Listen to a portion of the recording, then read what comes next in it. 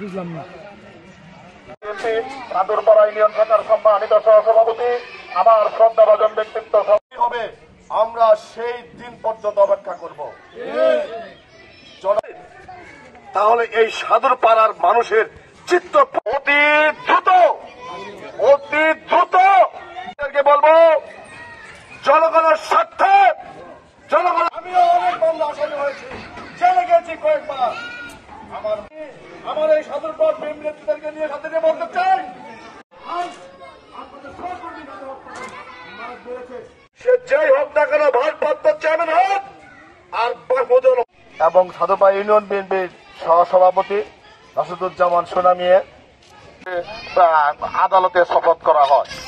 এই আশাবাদ ব্যক্ত করে আমি আমার কথা শেষ করছি। সকল শ্রেণীর সকল জনগণকে ধন্যবাদ। এবং আসাদুল্লাহ সাদুরপাড়া ইউনিয়ন ওয়ার্ডের বর্তমানে বিগত 17 বছর এই সাদুরপাড়া ইউনিয়নের যে চেয়ারম্যান নির্বাচনগুলো হচ্ছে সেগুলো সব 2 নম্বর নির্বাচন হয়েছে এবং মাহমুদুল আলম বাবু আমাদের সাদুরপাড়া ইউনিয়নের জনগণের ভোটে সে নির্বাচিত হয় নাই। এটা আমার মুখে নয়, আপনারা দেখেন যাচাই বাছাই করে।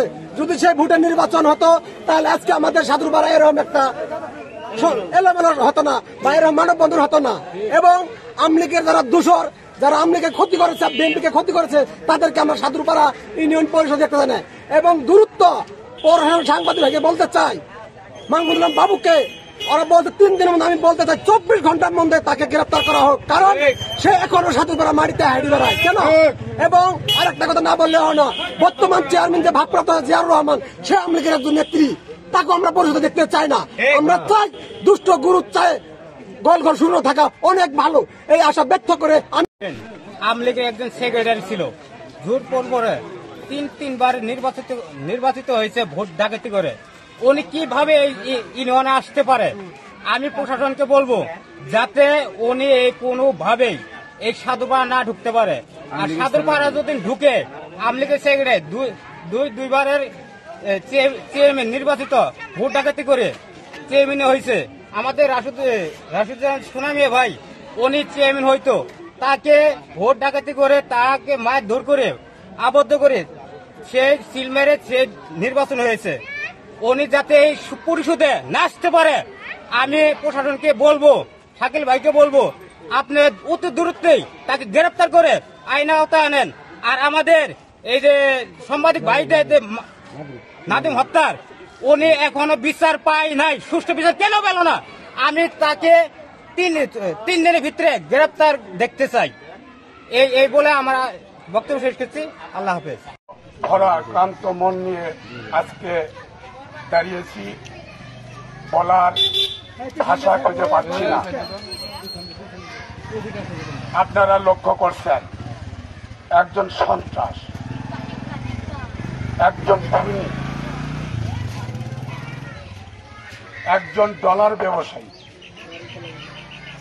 ভোট ডাকাতির চেয়ারম্যান কিভাবে এখনো সাদুরপাড়ার মাটিতে ঘোরাফেরা করে, এটা আমার কোনোভাবেই মেনে নিতে পারতেছি না।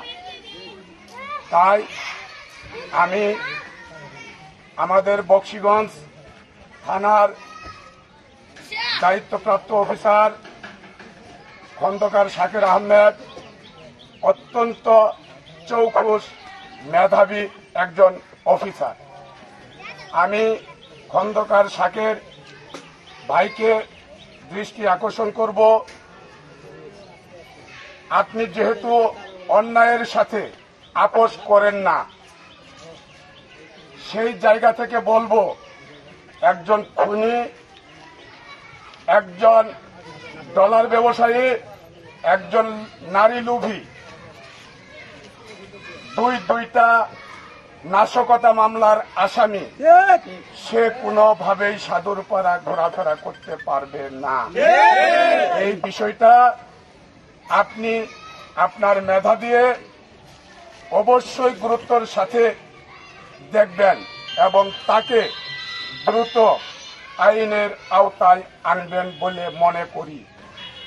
পাশাপাশি উপজেলা নির্বাহী অফিসার জনাব মাসুদ রানা স্যার অত্যন্ত দক্ষতার সাথে আমাদের বকশীগঞ্জের 7টি ইউনিয়ন তথা একটি পৌরসভা সুশৃঙ্খলভাবে পরিচালিত করে আসছে। সেই ক্ষেত্রে আমি মাসুদ রানা স্যারকে আহ্বান করব, একজন খুনি আলোচিত সাংবাদিক, সৎ নিষ্ঠাবান একজন সাংবাদিক গোলাম রাব্বানী নাদিম ভাই, তার কথা আমরা কখনোই ভুলতে পারি না। তার আমাদের জানা অজানা গোপনে থাকা কত তথ্য আমরা তার মাধ্যমে পেয়েছি। এই গণমাধ্যম কর্মী এবং সাধুপাড়া ইউনিয়ন বিএনপির সহসভাপতি রাশিদুজ্জামান সোনামিয়ে, এই সাধুরপাড়ায় আমার জন্ম। এই সাধুরপাড়ার মাটির শ্বাস ঘ্রাণ নিয়ে বড় হয়েছে।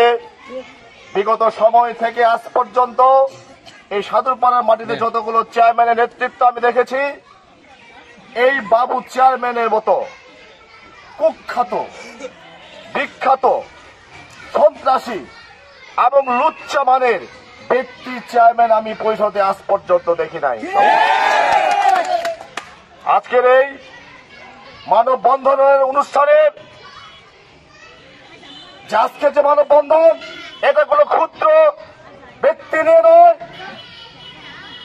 আমার সামনে মিডিয়া ভাইরা আছেন, আপনাদেরই একজন ভাই, আপনাদেরই একজন সহকর্মী, তাকে যে নির্মম ভাবে, নিষ্ঠুর ভাবে, বেআইনি ভাবে অত্যাচার নির্যাতন করে মৃত্যুবরণ করতে করেছে এই বাবু চেয়ারম্যান।